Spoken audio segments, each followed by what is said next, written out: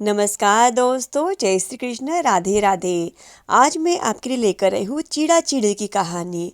कार्तिक पूर्णिमा का पवित्र पर्व बीत चुका है और अब शुरू हुआ है एक नया संकल्प लेने का समय।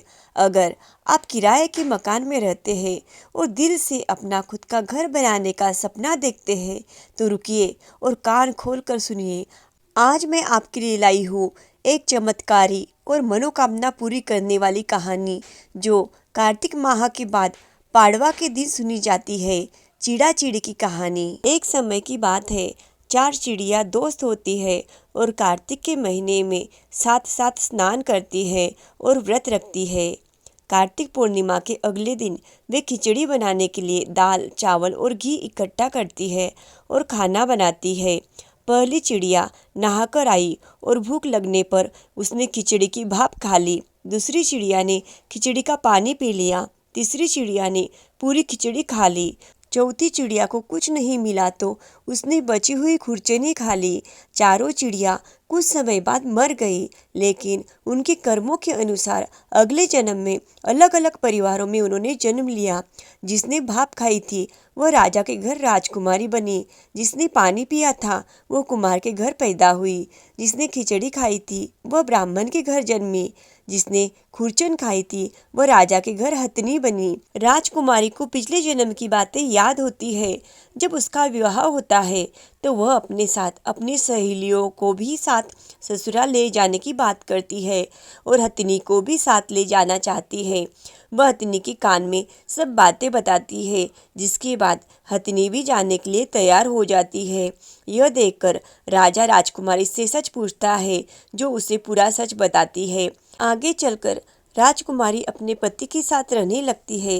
राजकुमारी के मन में हमेशा अपना घर बसाने का विचार था।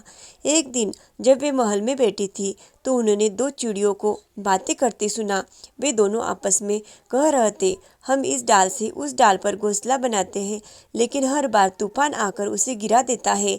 हमने इतनी मेहनत की पर हमारा अपना ठिकाना नहीं बन पाया। यह सुनकर राजकुमारी को प्रेरणा मिली।